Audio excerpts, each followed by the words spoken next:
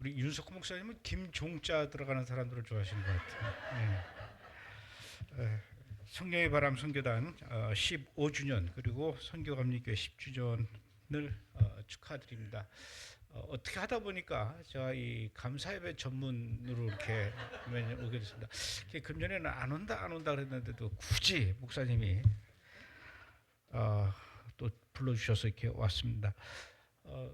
어느 날 우리 집사람이 빨래를 해서 건조기에 있던 것들을 다 끄집어내서 이렇게 쫙 거실에 널어놔서 제가 빨래를 거는데 성령의 바람 14주년 수건이 있고 성령의 바람 14주년 수건이 있고 13주년 수건이 있고 그래서 수건을 보면서 이렇게 성령의 바람 선교단 역사를 보게 됐습니다.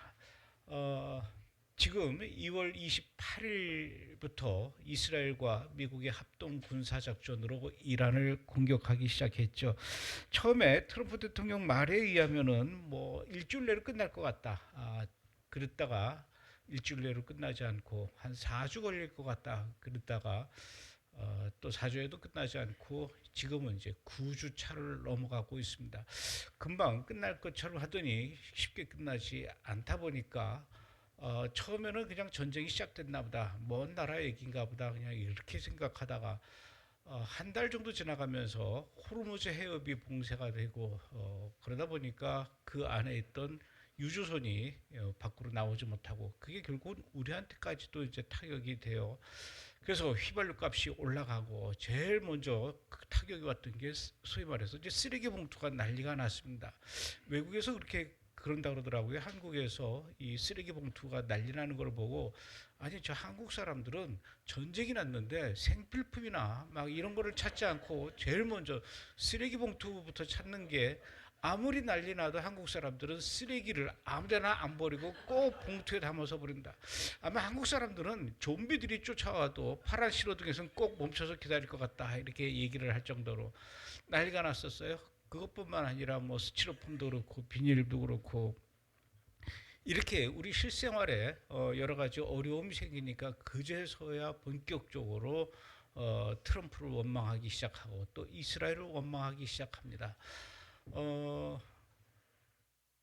원망하는 정도가 이제는 날이 가면 갈수록 그 모든 텔레비전 또 모든 유튜브 모든 인터넷 그리고 심지어는 정치인들까지 여든 야든 진보든 보수든 그리고 어른애든 노인네든 전혀 가리지 않고 한국 사람들 입 달린 사람들이라면 전부 다 트럼프를 욕하고 전부 다 이스라엘의 베냐민 네타냐후 총리를 욕하고 더 나아가서 이스라엘 국가 이스라엘 민족 전체를 혐오하고 증오하고 미워하는 이 지경까지 되어 있습니다.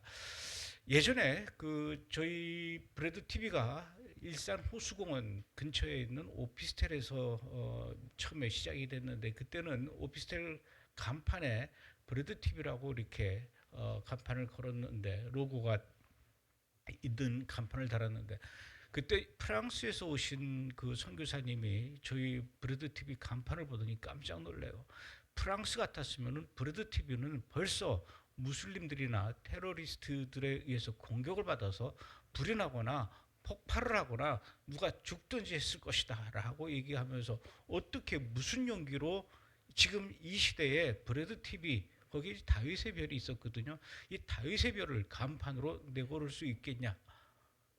한국이라고 해서 아랍 사람이 없는 건 아니지 않느냐 그렇게 얘기를 해요. 그때는 전혀 생각 안 해봤는데 그 말을 듣고 보니까 그 빌딩 안에 오피스텔 안에 얼마나 아랍 사람들이 많이 살았는지 생각을 해보니까 엘리베이터 타고 올라가고 내려가고 할 때마다 무슬림들을 많이 만났어요. 그 사람들이 분명히 우리 브레드 TV 로고를 보고 했을 텐데라고 생각을 하니까 얼마나 무섭든지요. 그러면서 그 선교사님이 저희 보고 당장 브레드 TV 간판을 띄워라. 그래야 안전할 수 있다. 이렇게까지 얘기를 했어요. 그게 10년 전 얘기예요. 간판을 못 뜨겠다 했더니 그러면 하나님한테 빨리 이사 가게 해달라. 저 사람들이 없는 산속에 가서 브레드 TV 할 수 있도록 기도해라 그랬는데 정말로 그로부터 얼마 지나지 않아서 저희 브레드 TV가 산속으로 들어가게 돼서 지금은 아주 안전한 곳에서 일을 하는데, 이 정도로 우리가 이스라엘을 사랑한다 또는 다윗의 별을 내놓고 뭘 사역을 한다 하게 되면은 이렇게 힘든 세상이 되었습니다. 이거는요, 한국 사람들이 이스라엘을 증오하고 미워하는 차원을 넘어서 이건 교회도 마찬가지예요. 이래가지고 되겠습니까? 우리가 한국 사람들이 이스라엘을 사랑합니다 라고 우리가 외치고, 우리도 이스라엘에 있는, 한국에 있는 이스라엘 사역자들이 모여서 함께 모여서 기도합시다. 근데 어디서 할까요? 교회를 빌립시다. 세상에 교회를 못 빌려가지고 난리를 쳤어요. 이게 바로 우리의 현실입니다. 왜 이렇게 한국 사람들이, 그리고 전 세계 사람들이 이스라엘과 네타냐후 총리와 미국의 도널드 트럼프 대통령을 원망하고 비난하게 되었는가? 이 전쟁의 원인에 대해서 한번 잘 좀 생각해 봐야 될 것 같아요. 원래 이스라엘하고 이란하고는 굉장히 친한 나라였습니다. 이스라엘이 1948년에 건국을 했죠. 나라가 생기자마자 이슬람 국가들 중에서는 터키가 제일 먼저 이스라엘을 국가로 인정했고요.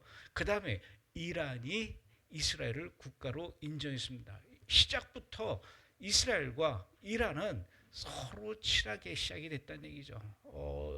이스라엘은 이란한테 굉장히 많은 농업 기술과 그때 당시에 이란은 근대화 작업을 거치고 있었던 때였기 때문에 이스라엘로부터 의학과 과학과 또 군사와 경제와 이런 부분에서 많은 도움을 받았습니다.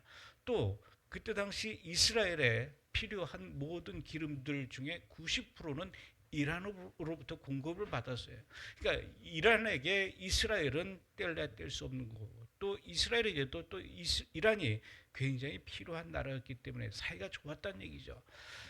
미국도 역시 이란하고 굉장히 사이가 좋았습니다. 서로 의지할 수밖에 없는 그런 역학관계들이 있었는데, 그게 오래가지 못하고 1979년에 이란에서 이슬람 혁명이라는 게 일어나죠. 프랑스에 오랫동안 망명가 있던 그 호메인이라고 하는 그 아주 고약하게 생긴 할아버지가 있어요. 무슬림 그 할아버지가 이란으로 망명 갔다가 돌아오면서부터 시작된 이 이슬람 혁명은, 그때부터 이란의 국가 체제가 완전히 바뀌게 됩니다. 이슬람을 위한 이슬람의 나라 이란이 앞으로 될 것이다. 그러면서 특히 이란은 여러분들도 알다시피, 이슬람은 여러분들도 알다시피 시아파와 수니파로 나뉘어지고 있죠. 그 시아파, 특히 이슬람의 시아파에서는 우리 기독교처럼 종말론이라는 게 있습니다. 이 시아파 무슬림들은 마지막 때에 그들이 기다리고 있는 12번째 이맘, 마흐디라고 해요. 이게 메시아라는 거죠. 이 메시아가 오기 전에 이 세상은 혼란과 억압과 압제와 이 전쟁이, 이 불평등이 굉장히 심해 있을 텐데, 메시아가 와서 우리 이 시아파 무슬림들을 구원해 줄 것이다. 근데 그 메시아가 12번째 이맘 메시아가 오기 전에 시아파 무슬림들이 나중에 그 메시아가 와서 해야 할 일들을 미리 정리를 좀 해놔야 된다. 그 정리가 뭐냐? 지구상에 있는 사탄들을 미리 없애야 된다. 이게 시아파 무슬림들이 해야 할 일이에요. 자, 그러면 이 지구상에 있는 사탄은 누구냐? 사탄은 크게 두 가지로 나뉜답니다. 이게 시아파 무슬림들이 하는 이 교리입니다. 사탄이 두 종류로 나뉘었는데, 작은 사탄, 큰 사탄 이렇게 나뉜다는 거예요. 작은 사탄은 이스라엘을 얘기하는 거고, 큰 사탄은 미국을 얘기하는 겁니다. 그래서 이스라엘은 예루살렘을 불법 점령하고 있는 존재들이기 때문에 이 유대인들은 1948년에 그 땅에 이스라엘 국가를 세운 걸 인정할 수가 없고 불법 점유하고 있는 것이기 때문에 이 유대인들을 그 땅 이스라엘에서 모두 내쫓아야 되고, 심지어는 지구상에서 이 유대인들을 모두 없애버려야 된다라는 게 그들의 미션이라는 얘기죠. 지금 21세기를 살아가고 있는, 그때 당시 이제 20세기죠. 20세기에 살아가고 있는 이 이란의 시아파 무슬림들의 마지막 알라의 미션은 지구상에 있는 모든 유대인들을 없애버리고 이스라엘을 되찾아야 된다라는 게 그들의 미션입니다. 그리고 큰 사탄 미국도 역시 없애버려야 된다는 얘기죠. 그러나 이란이 이렇게 아무리 시아파 무슬림 교리에 의해서 미국과 이스라엘을 없애고 싶어 하고는 하지만 이스라엘이 그렇게 쉽게 없어질 나라가 아니죠. 또 미국도 너무나 멀리 떨어져 있고 그야말로 세계 최강의 군사력을 갖고 있는 넘사벽이기 때문에 이란이 그렇게 쉽게 없앨 수 있는 나라가 아닙니다. 우선 이스라엘부터 없애자. 그러나 이스라엘은요, 이란으로부터 약 거리가 1,500km 떨어져 있고 인구도 지금 이란의 인구는 9천만 명인데 이스라엘의 인구는 900만 명 조금 더 넘습니다. 10분의 1밖에 안 돼요. 땅덩어리도 이란에 비해서 이스라엘은 75배나 작습니다. 다시 얘기해서 이란은 이스라엘에 비해서 땅덩어리가 75배나 크다는 얘기죠. 엄청난 나라, 엄청난 인구의 이란이 이 조그만 나라 이스라엘을 없애버리는 거 별거 아닐 것 같은데 그렇게 만만하게 볼 나라가 아닙니다. 왜냐? 이스라엘은 핵무기가 200개에서 300개나 갖고 있기 때문에 그렇습니다. 이 이스라엘이 핵무기를 갖고 있다는 것은 국제적으로 다 알고 있지만 이스라엘은 이 부분에 대해서 인정도 안 하고 부정도 안 한다는 얘기죠. 그러나 대부분의 사람들은 다 이스라엘은 핵무기를 갖고 있다. 핵무기를 200개에서 300개 갖고 있는 그 이스라엘을 핵무기가 하나도 없는 이란이 공격해서 이스라엘을 없앨 수 있는 방법은 없어요. 그래서 이란도 우리에게 핵이 필요하다 이렇게 생각을 하고 그때부터 이란은 핵을 만들기 시작합니다. 핵을 어떻게 만드느냐? 이 핵은요 우라늄이라는 거에서 우라늄 원석이 있는데 이 우라늄 원석이 이란 땅 밑에 있대요. 그 우라늄 원석을 캐내는데 그 우라늄 원석에는 에너지 폭발할 수 있는 그 우라늄은 사실은 0.7%밖에 안 된다는 겁니다. 그래서 이 돌멩이를 큰 거를 캐내 가지고 이걸 잘게 가루로 낸 다음에 원심 분리기에 넣어서 이걸 막 돌려서 이 에너지로 쓸 수 있는 폭발할 수 있는 우라늄만 크게 해서 농축을 만들어야 되는 거예요. 이게 기술이 이렇게 어렵대요. 농축하는 것이 0.7%에서 3%까지 만드는 게 그렇게 어렵고 3%에서 5%까지 가는 게 더 어렵고 그러나 5% 정도의 그 농축 우라늄을 만들 수 있는 기술이라면은 그다음부터는 20%까지 가는 거는 조금 더 쉽답니다. 20%에서 50% 가는 거는 또 더 쉽고요. 50%에서 60%, 70% 가는 거는 더 쉽고 70%까지 갔다 그러면은 핵무기를 만들 수 있는 진짜 핵을 만들 수 있는 고농축 우라늄 90%까지 가는 거는 한 달 이내면 끝난다는 얘기예요. 그래서 이란이 이 농축 우라늄을 계속 만들려고 원심 분리기를 돌리니까 국제사회에서 막 난리를 치는 거예요. 너네 이거 왜 이 우라늄을 고농축으로 이렇게 원심 분리기에다 놓고 만들려고 하지? 라고 할 때 국제사회는 계속 의심을 했죠. 너네 시아파 종말론 교리 때문에 핵 만들어서 미국과 이스라엘한테 쏘려고 그러지? 아닙니다. 이란은 계속해서 그런 식으로 변명을 했어요. 거짓말이죠. 우리도 언제 기름이 떨어질지 모르기 때문에 이란이 전 세계에서 그래도 기름이 많이 갖고 있는 나라라고 알려져 있는데 언제 기름이 떨어질지 모르기 때문에 우리도 평화적인 에너지로 원자력 발전을 하기 위해서 농축 우라늄을 하는 것이다 라고 얘기했지만 아무도 그 말을 듣지 않았습니다. 그래서 국제사회가 계속해서 이란을 향해서 너네는 핵을 만들지 말아라 그걸 요구했는데 결국은 2015년 미국 오바마 대통령 때 이란하고 협상을 맺었어요. 3.67%까지만 우리가 농축 우라늄을 만들겠다. 3.67%. 물론 거기까지 가는 것도 되게 어렵대요. 왜 3.67%냐? 요 3.67% 정도 돼야 여기까지 만들면은 이걸로 원자력 발전을 사용할 수가 있거든요. 우리는 원자력 발전에 필요한 정도까지만 만들겠다. 오케이. 그럼 허락하겠다. 이게 2015년도에 미국과 영국과 프랑스와 독일과 러시아와 중국하고 이란하고 이게 협정을 맺은 거예요. 그런데 그때 당시에도 이스라엘은 난리를 쳤습니다. 절대로 이거는 허락하면 안 된다. 3.67%까지 얘네들이 한다라는 보장이 뭐가 있느냐?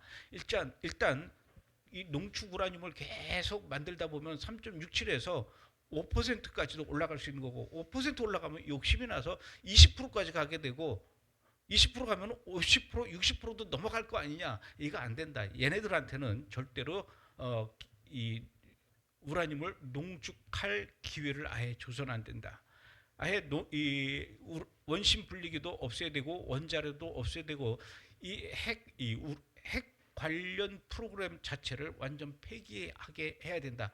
이게 이스라엘이 계속 요구한 거예요. 그런데도 국제사회는 아니 이란이 안 한다 그러잖아.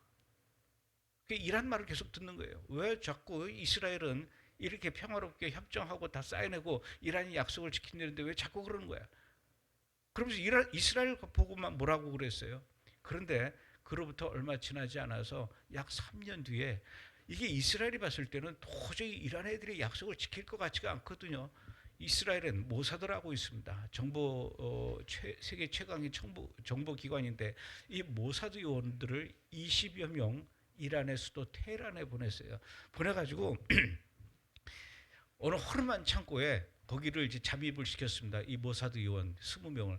그래가지고 그 안에 들어가서 6시간 동안 용접을 해서 금고를 다 문을 뜯어내고는 그 안에 있던 핵 관련 서류와 여러 가지 데이터가 들어있는 CD들을 다 훔쳐서 이스라엘로 가지고 왔습니다. 그리고는 전 세계 사람들에게 보여줬어요. 봐라, 얘네들이 절대로 3.67%안 넘는다 그랬지. 천만의 말씀, 지금 벌써 20%를 넘어갔지 않았느냐 라고 세상에 공개를 했습니다. 그제서야 그걸 보고 사람들이 깜짝 놀랐어요. 이란이 우리를 속였구나. 이걸 보고 가장 방방 뜬 사람이 누구냐면 바로 미국의 도널드 트럼프였습니다. 그때 당시엔 대통령이 아니었어요. 후보였습니다. 그 트럼프가 뭐라 그랬냐면은 세상에서 가장 최악의 협정이 오바마하고 이란하고 맺었던 그 협정이다. 내가 만약에 대통령이 된다면은 미국의 대통령이 된다면 제일 먼저 저거부터 무효로 만들어 놓겠다. 그래 놓고 정말로 대통령이 됐죠. 그 정도로 이란은 계속해서 핵을 만들려고 시도를 해왔고 국제사회의 무관심과 또 그 이 믿음을 바탕으로 해서 뒤에서 몰래 계속해서 그 우라늄을 농축시키고 결국은 어디까지 갔냐면요. 정말로 선을 넘어서는 안 되는데 이 이란은 농축 우라늄을 어디까지 올렸냐면 60%까지 올렸습니다. 그 60% 고농축 우라늄 60%의 우라늄을 450kg이나 갖고 있었던 거예요. 이제 여기서 조금만 더 하면은 그야말로 한 달만 더 지나면은 60%에서 핵무기를 만들 수 있는 90%까지 올라가게 된다는 거죠. 그 전에 미국의 도널드 트럼프 대통령하고 이란하고 계속 또 협상을 했습니다. 1차 협상, 2차 협상. 요구는 그거였어요. 너네들은 더 이상 핵을 만들기 위한 농축 우라늄을 농축하는 이 작업을 하지 말아라. 그리고 지금 너네들이 갖고 있는 모든 이 핵과 관련된 시설들을 다 파괴해라. 그리고 너네들이 갖고 있는 그 60%의 고농축 우라늄 450kg을 너네들이 갖고 있지 말고 미국으로 주든지 관리를 우리가 하든지 아니면 다른 나라로 관리하게끔 이란에서 내보내야 된다라고 계속 요구를 했습니다. 자, 이스라엘은 그동안 이란이 이런 식으로 계속해서 그 농축 우라늄의 농도를 높여 올라갈 때 얼마나 불안하겠습니까? 3.67%가 아니라 20%로 올라가고 40%로 올라가고 60%로 올라가고 있다는 걸 누구보다도 이스라엘은 다 알고 있었죠. 더 이상 못 올리게 해야 된다. 이 작업을 못하게 해야 된다. 그래서 외국에 나가서 공부하고 있던 이란의 핵 과학자들을 이란 정부가 불러들이면서 계속 이 핵을 개발하게 하려고 하니까 그때부터 이스라엘은 이 이란에 들어와 있는 핵 관련 과학자들을 하나씩 없앱니다. 아침에 연구실로 출근하려던 그 핵 과학자가 자동차에 시동을 거는 순간 뒤에서 오토바이가 와가지고 차에다가 뭔가를 붙이고 오토바이가 도망가죠. 그 이후에 바로 그 차는 폭발해서 그 과학자가 죽고, 또 어떤 과학자는 주말에 가족들과 함께 식당에 가서 외식하려고 그러는데 그 식당 테이블에서 폭탄이 터져서 죽기도 하고, 어떤 과학자는 저녁에 집에 들어와서 목욕탕에서 샤워하려고 하는데 그 샤워 꼭지에서 염산이 쏟아져서 이 핵 과학자를 이런 식으로 해서 계속 제거를 시켜 나갑니다. 이란 정부 입장에서는 계속해서 이 핵 과학자가 의문에 살해를 당하고 테러를 당하는데 누가 할까요? 이란이 의심하는 나라는 오직 이스라엘밖에 없는데 이스라엘이 그래 우리가 그랬다라고 얘기는 하진 않죠. 이런 식의 이 이스라엘 입장에서도 이 이란이 핵을 점점 농축우라늄의 농도를 높여가는 것에 대한 두려움이 있었습니다. 왜냐하면 결국은 이란이 핵을 만들고 난 다음에 그 핵을 어떻게 할까요? 우리도 핵을 보유하고 있습니다라고 전시실에다 놓고 구경하고 사람들에게 구경만 시켜주려고 하는 것이 아니라, 그렇게 해서 핵을 만들고 무기를 만들어 놓으면은 반드시 이스라엘을 향해서 날릴 거라는 걸 알기 때문에, 더군다나 미국의 입장에서도 이란이 핵을 만든 이후에 이걸 날려보내야 되는데 이란에서 이란까지는 1500km니까 이거는 사정거리 안에 들어가요. 얼마든지 이란의 미사일 기술로 이란으로 날릴 수가 있습니다. 이제 이스라엘은 이란의 먹이가 되기에 딱 좋은 상황이었어요. 그런데다가 그것뿐만 아니라 이란의 이 미사일 발사 능력이 요번에 알게 됐어요. 4,000km까지 날아가게 됐습니다. 거기다가 지금 북한이 대륙간 탄도미사일 발사 실험을 하고 있지 않습니까? 그 대륙간 탄도미사일 발사 실험, 이 미사일 제조 기술을 중국을 통해서 이란으로 계속 넘어갑니다. 그리고 그 미사일을 발사하기 위해서는 이 화학 연료가 필요한데 이 화학 연료도 역시 중국이 이란에다가 제공을 합니다. 너네들은 우라늄만 계속 농축해서 핵을 만들어라. 자, 핵을 만들게 되면은 미사일도 북한을 통해서 제조 기술을 확보하고 또 그 미사일을 발사할 수 있는 그 이 화학 연료도 중국으로부터 받으면 이제 미국도 이란의 사정거리 안에 들어가게 된다는 얘기죠. 미국 입장에서도 지금 이란이 이렇게 계속 작업해 나가는 거 가만둘 수가 없었기 때문에 계속 이란과의 협상을 벌이면서 핵을 포기하라. 안 그럼 가만두지 않겠다. 이게 마지막 2월 26일 날 경고했습니다. 그런데 그럼에도 불구하고 이란은 미국과의 협상에서 싫다. 우리는 계속 핵을 만들 것이고 우리가 지금 보유하고 있는 450kg의 이 우라늄도 돌려줄 수 없다. 그걸 못 찾아요. 미국이 이 우라늄이라는 것이 450kg이면은 제가 얘기를 들어보니까 잠수부들이 물속에 들어갈 때 등에 메고 있는 그 산소통 있죠. 이게 한 20kg 된다는 게, 그 20kg의 산소통에 고농축 우라늄이 20kg가 이렇게 들어가 있는데 그게 한 20여 개 된다는 거예요. 그 20개 정도 되는 그 물탱크를 이란이 어디에 숨겼는지 이걸 못 찾고 있는 겁니다. 그러니까 지금까지 계속 두들겨 부수는데도 이걸 확보를 못해서 결국은 이거를 이란이요 깊은 산속 어딘가 터널 깊은 곳에다 숨겨놨을 거라는 거예요. 이걸 찾기 위해서는 아무리 비행기를 위해서 폭격을 해도 이걸 못 찾는 거예요. 결국은 최종의 방법은 미국의 지상군이 들어갈 수밖에 없다. 지금 그러고 있기 때문에 아직 들어가지는 않아서 아직까지도 확보하지는 못하고 있죠. 그런데도 불구하고 분명히 전쟁의 목적은 이렇게 명확합니다. 그 트럼프 대통령은 여러 차례 방송을 통해서 기자하고 인터뷰할 때 그렇게 얘기했어요. 내가 전쟁하는 목표는 오직 한 가지다. 이란이 핵의 무장을 무력화시키는 것이다. 이란은 핵을 가져서는 안 되고 그 기술도 가져서는 안 된다. 그거를 요구하는 것이다. 그리고 그들이 갖고 있는 고농축 우라늄이 있다면 그거는 이란에 있으면 안 된다. 이걸 외부로 돌려야 된다. 이걸 원하는 것이지 딴 거 없다라고 얘기를 했어요. 자, 그럼에도 불구하고 전 세계 많은 언론들은 그렇게 얘기합니다. 2월 28일 날 미국과 이스라엘이 전쟁한 이유는 미국의 도널드 트럼프 대통령이 지금 미국에서 여러 가지 어려운 상황들이 있었어요.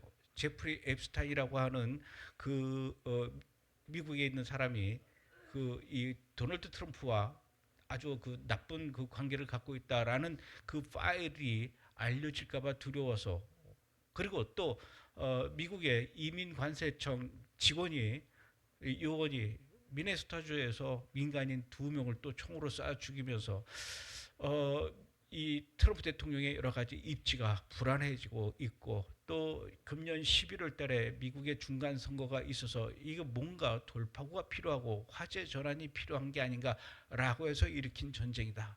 그리고 미국 이스라엘의 베냐민 네타냐후 총리도 본인이 갖고 있는 개인 비리 혐의로 지금 기소가 되어 있는데, 전쟁이 끝나면은 하마스와의 전쟁이 2년 반 동안 이어졌지 않습니까? 지금 하마스하고 어느 정도 정리가 되면서 휴전이 길어지고 있게 되면은, 전쟁이 끝나면은 이 전쟁 기간 중에는 이 네타냐후 총리를 재판에 불러서 판결을 해서 유치장에 집어넣을 수가 없기 때문에, 이 네타냐후 입장에서는 전쟁을 끝내지 말고 이걸 계속 연장하고 또 다른 전쟁으로 이어가고 이래서 하마스와의 전쟁이 끝난 이후에 이란과의 전쟁을 선택한 것이고, 또 이란과의 전쟁이 어느 정도 마무리될 것 같은 그런 분위기니까 새롭게 레바논과의 또 전쟁을 하고 있는 것이 아닌가라고 얘기를 하면서, 네타냐후 총리가 이 전쟁을 계속 이어가게 하려고 트럼프 대통령한테 뭔가 계속 속인 거짓말을 하면서 가스라이팅을 했고, 그래서 트럼프 대통령이 네타냐후한테 가스라이팅을 당해서 지금 전쟁을 하고 있는 것이다, 이런 식으로 얘기를 해요.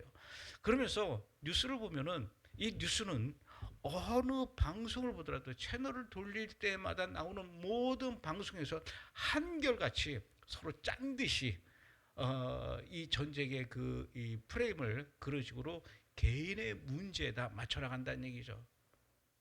그래서 트럼프 대통령하고 네타냐후하고 뭔가 얘기하는 장면이 있으면은 이 장면을 캡처해서 뭐라고 이렇게 썸네일을 다냐면은 악마의 속삭임이 이렇게 얘기를 해요.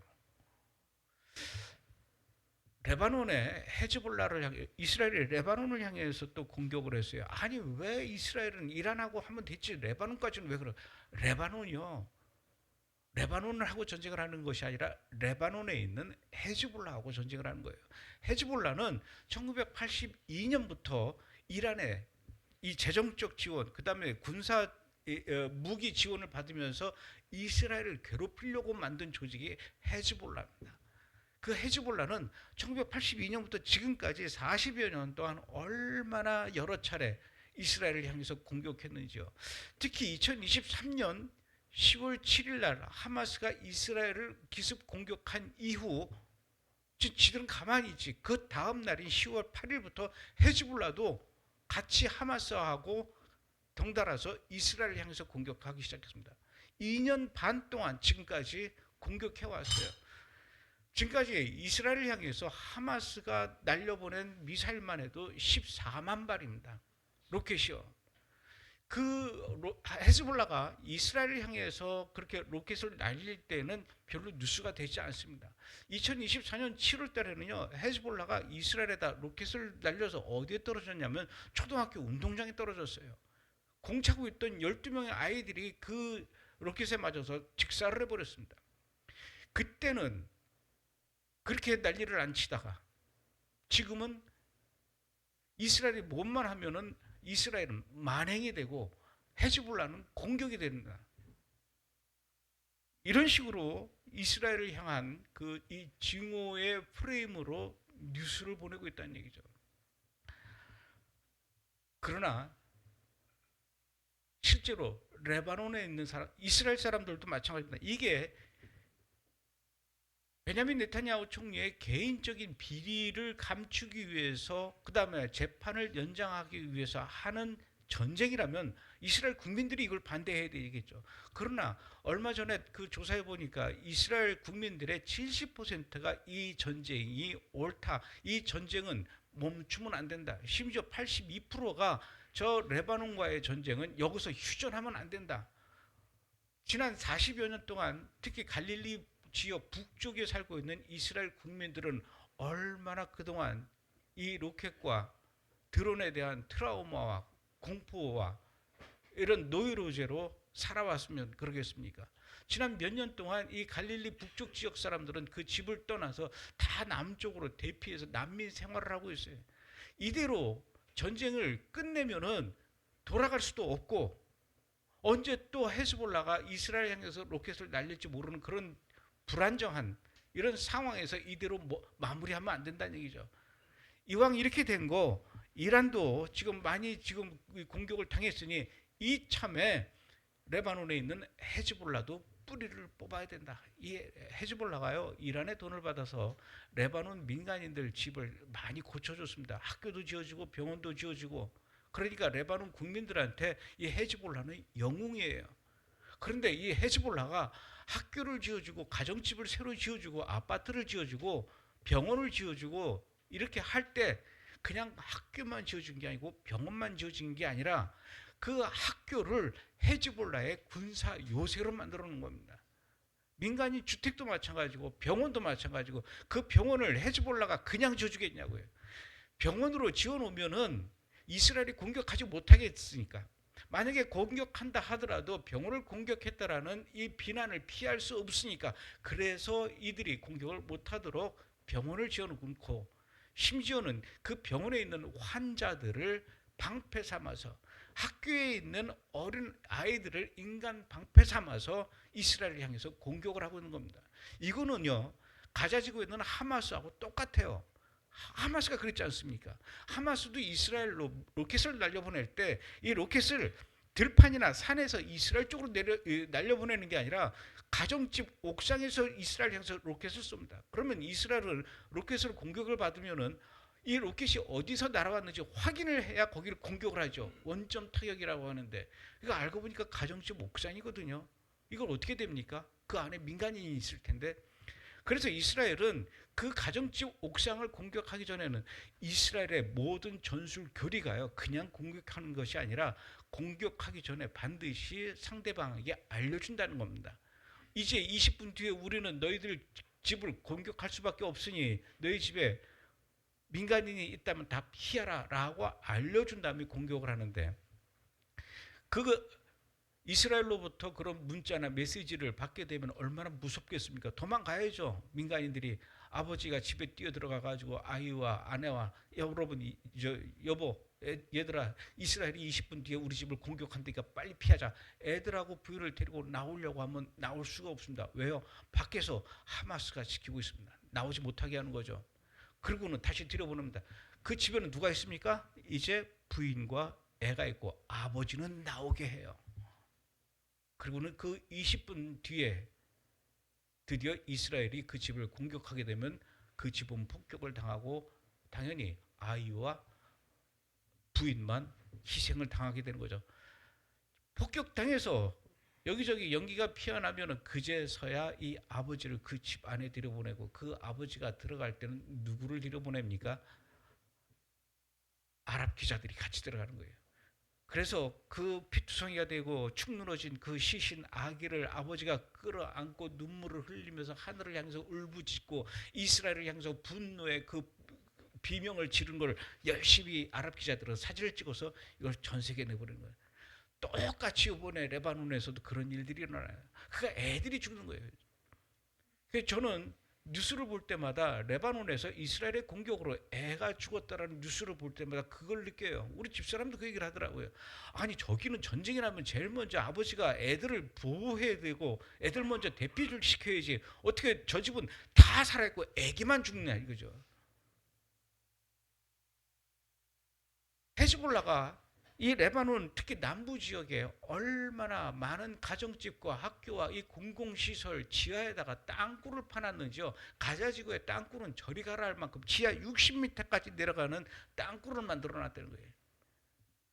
2006년도에 헤즈볼라가 이스라엘 군인 3명을 납치해갔습니다. 그리고 2명을 죽여버렸어요. 그 군인 납치된 군인을 찾기 위해서 이스라엘 군인들이 들어갔습니다. 얼마나 악이 받쳤으면 이스라엘 군인들이 탱크를 몰고 들어갔어요. 탱크를 몰고 그 레바논 남부 지역으로 막 들어갔더니 헤즈볼라가 없는 거예요. 아, 이거 어떻게 된 거야? 막 그 탱크 안에서 아무리 이 포시를 앞뒤로 흔들면서 돌리면서 헤즈볼라를 찾는데 헤즈볼라가 안 보이는 거예요. 어디다가 쏴야 될지 모르는 거예요. 얼마나 당황했겠습니까? 그런데 그 순간에 바로 탱크 밑에서 맨홀 뚜껑을 열고 헤즈볼라들이 튀어나오는 겁니다. 이게 뭘까요? 땅굴에서 나오는 겁니다. 그리고 이스라엘 향이 탱크를 향해서 수류탄을 던지고 이 대포를 쏘고 로켓을 쏘고 그리고 사라져 버리는 거예요. 그때 당시 얼마나 이스라엘 군인들이 많이 죽었는지요. 레바논에 들어갔다가 45명, 이제 45일 만에 이스라엘이 두 손 들고 나왔습니다. 그러니까 이스라엘 입장에서는 이 레바논의 헤즈볼라가 얼마나 이 발밑에 이 박혀 있는 가시처럼 생각을 했는지요. 이참에 헤즈볼라를 정리하지 않으면 이거 안 된다. 저는 며칠 전에 이란 사람이 우리 브레드 TV를 방문했어요. 그래서 그분하고 인터뷰를 했습니다. 그분이 얘기를 하는데 지금 이란 사람들은요, 아침에 눈을 뜰 때 전투기 소리가 들리지 않으면 불안하대요. 왜 불안할까요? 아, 이대로 전쟁이 끝나면 안 되는데 지금 이란에 살고 있는 사람들 중에 얼마나 많은 사람들이 제발 미국하고 이스라엘이 이란을 좀 어떻게 해서라도 저 신정체제 군사정권들을 전부 다 무너뜨리게 해서 우리가 정말로 이 땅 이란에서 자유롭게 살 수 있도록 좀 도와줘라, 이걸 요구를 했는데 드디어 미국과 이스라엘이 이란을 향해서 이렇게 전쟁을 걸어가지고 2월 28일 날 당일날 47년 동안이나 집권했던 이 알라의 대리인인 하메네이가 제거됐지 않습니까? 혼자 죽었나요? 40여 명의 가족과 40여 명의 이 지휘관들과 함께 폭살을 해버렸습니다. 이참에 이 이란의 이슬람 혁명 수비대가 붕괴되지 않는다면은 얼마나 많은 사람들이 이대로 이걸 멈추고 이대로 그냥 흙 덮듯이 덮으면 안 된다는 얘기예요. 이 전쟁이 일어나기 전에 얼마나 많은 일들이 있었습니까? 이란 안에서 한 달 동안 이란 국민들을 5만 3천 명을 끌고 갔대요. 그리고 그 중에 10,000명이나 되는 사람들이 보는 앞에서 광장에서 생사람의 눈을 뽑았답니다. 참다 못해서 일어난 전쟁이에요. 이렇게 이슬람 정권이 이슬람 혁명대를 앞세워서 이란의 국민들을 탄압하고 고통을 주고 있는데 제발 미국이 이게 이란 내부에서는 자체적으로 이게 정권 교체가 될 가능성이 없으니 미국이나 이스라엘이든 누가 와서든 이걸 어떻게 좀 해줘야 되는 게 아닌가라고 했는데 2월 28일 날 전쟁이 난 거예요. 근데 아직도 이란이 정권 교체가 안 되고 있는 것 같아요. 지금 하메네이는 죽었죠. 근데 그의 아들, 둘째 아들이 지금 모스타바가 후계자로 임명을 받았는데 이게 지금 살았는지 죽었는지 뭐 들리는 말에 의하면 다리가 하나 지금 절단이 됐대요. 그리고 말을 못한다 그러더라고요. 얼굴은 완전히 성형 수술해야 될 만큼 망가졌다라고 하고. 이대로 대충 이렇게 해서 마무리하고 타격만 주고 마무리하고 끝낼 일이 아니라 완벽하게 이란이 새로운 세상이 될 수 있도록 해주고 끝나야지 이대로 전쟁이 멈추고 전투기 소리가 안 들리게 된다면 결국은 어떻게 될까요? 이대로 마무리하고 이스라엘과 미국이 빠져나가면 그 다음부터는 독에 오른 이 이란의 이슬람 정권들이 그동안 우리에게도 자유를 달라, 우리도 인간답게 살게 해달라라고 길거리에 들고 나왔던 수많은 이란 국민들을 향한 또 대규모 대학살과 대숙청이 일어날 게 분명히 뻔한데 이대로 전쟁을 끝내면 안 된다는 겁니다. 그 이란 사람이 저하고 인터뷰하면서 얘기를 하더라고요. 그분의 얘기인데 뭐 제가 확인해 본 게 아니기 때문에 정확하게 알 수는 없지만 이란 국민 9천만 명 중에 약 10분의 1이 기독교인이라고 한답니다. 지금도 그 이란 안에서 대놓고 난 기독교인이다라고 얘기할 수는 없지만 지하에서 숨어서 북한처럼 숨어서 그들이 예배하고 기도하고 찬양하면서 하나님 우리를 구원해 주세요라고 간절히 기도하고 있는 이 기독교인들이 10분의 1이나 된다라고 하는 거예요. 앞으로 이 전쟁이 어떻게 될지는 잘 모르겠지만 이대로 마무리되고 대충 해서 끝내는 것이 아니라 정말로 이 기회에 이란을 그동안 장악하고 있었던 이 이슬람의 영, 이 적그리스도 같은 이 사탄들이 그 땅에서 모두 사라지기를 바란다라는 것입니다. 과거에 이란이 미국과 이스라엘과 그렇게 친하게 지내고 서로가 돕는 그런 관계였던 것처럼 사실 이스라엘에게 이란은 정말 고맙고 은인 같은 그런 나라였죠. 바벨론의 포로로 끌려갔을 때 그들을 고향으로 돌아가게 해준 게 바로 페르시아 고레스 왕이 아니었습니까?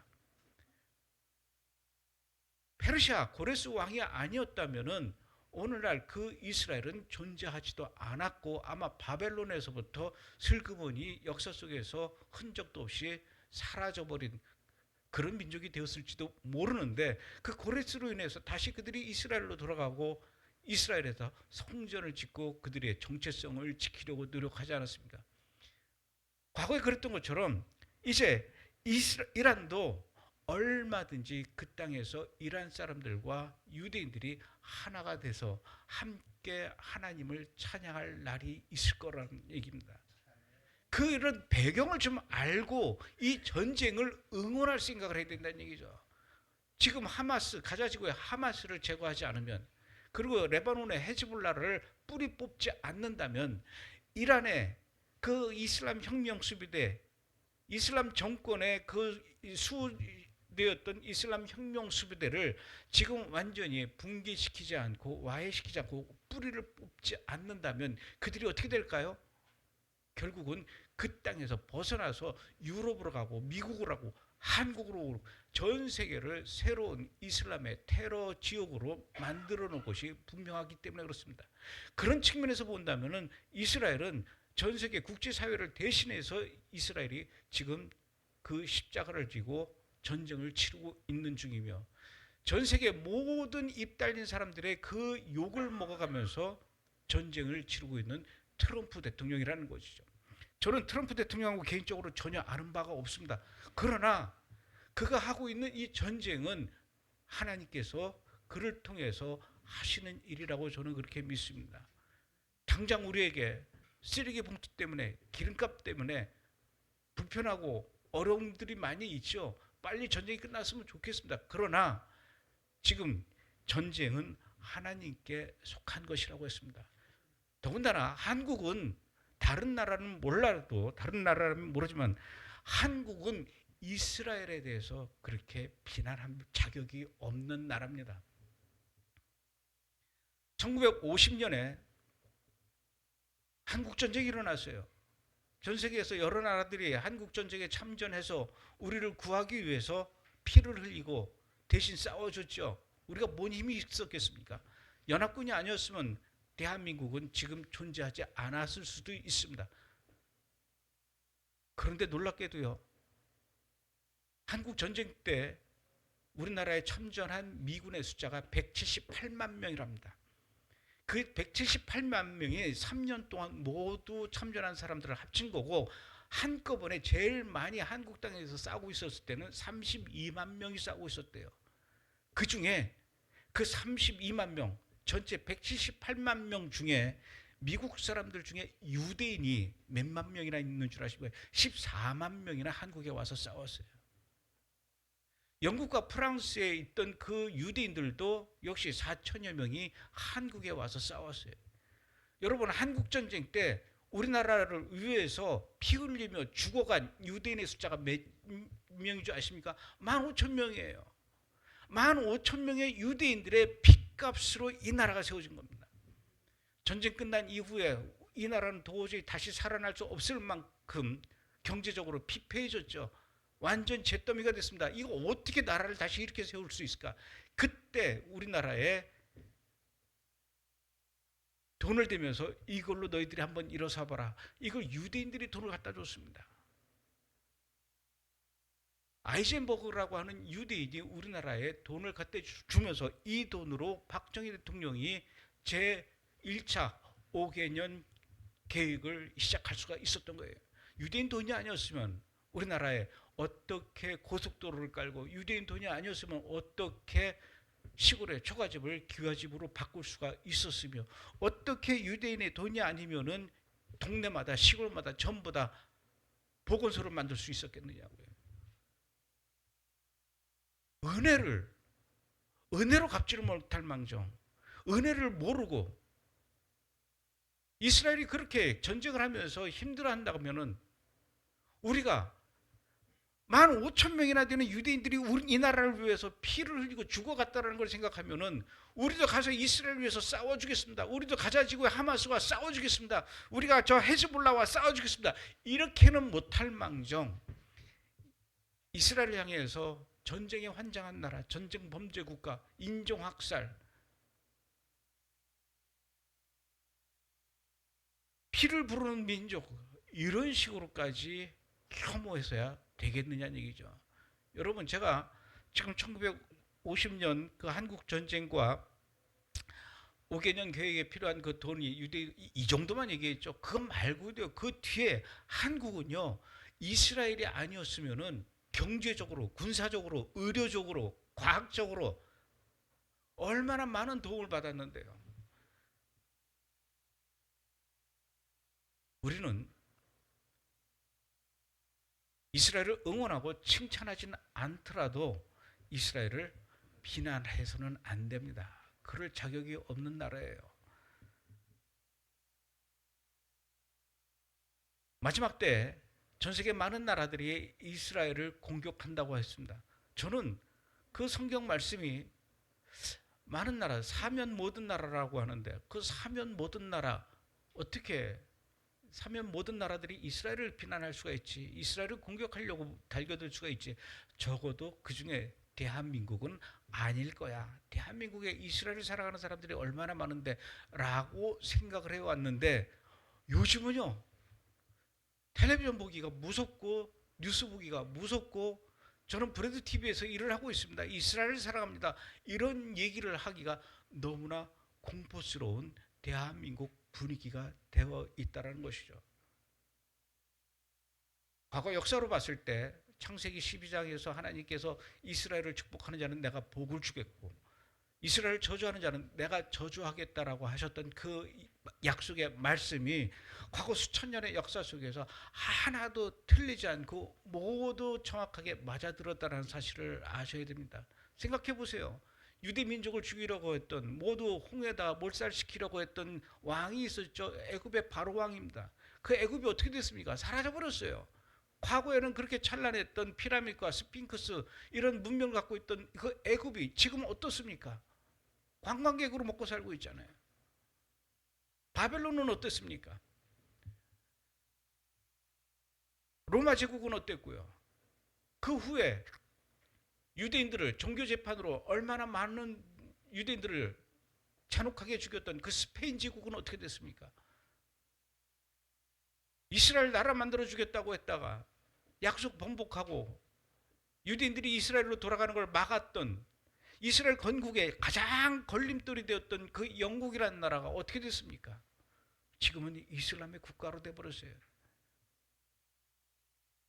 한국도 어려움이 많이 있습니다. 이 어려움을 극복하기 위해서는 여러분, 이스라엘을 축복하는 나라가 되어야 됩니다. 이스라엘을 축복하는 국가, 이스라엘을 축복하는 교회, 이스라엘을 축복하는 정치인, 이스라엘을 축복하는 우리 기독교인들이 돼야 우리가 살 길이 있습니다. 그것만이 정답입니다. 이런 삭막한 분위기 속에, 이 환경 속에, 이 대한민국 속에 그래도 이스라엘을 사랑하고 이스라엘을 축복하고 이스라엘을 위해서 기도하는 우리 윤석호 목사님과 선교감리교회 교인들이 이곳에 서울시 제일 비싼 땅 양재동에서 버티고 10여 년 동안 계속 기도하고 또 사역하고 있는 이 교회를 하나님이 얼마나 눈물나게 그리고 흡족하게 기뻐하고 계실까요? 지난 10여 년 동안 쉽지 않았을 거라는 거 다 알지요. 얼마나 고통스러웠겠습니까? 아, 저도 한 번 목사님 따라서 인도 갔는데 두 번 다시 내가 인도 카레는 먹지도 않겠다라고 할 만큼 가는 길도 힘들고 인도 그 자체도 힘들고 또 이스라엘을 또 얼마나 또 사랑하십니까? 그러기 위해서 많은 사람들을 또 설득해야 되죠. 또 남들한테 이해를 시켜야 되죠. 그러면서 이 일을 멈추지 않고 지금까지 해오신 것만으로도 하나님께서는 분명히 이 땅에 선교감리교회를 세우신 이유가 있을 것이고 또 우리 윤 목사님을 하나님의 종으로 세우신 이유가 있을 겁니다. 대한민국에서 가장 복받은 성도들이 바로 여러분들이라고 생각합니다. 아멘. 왜냐하면 가장 복받은 목사님과 함께 예배를 드리니까. 괜찮죠? 예, 감사합니다. 자, 선교감리교회 또 성령의 바람 선교단 다시 한번 축하드리고요. 오늘 제 말은 여기서 마치도록 하겠습니다. 감사합니다.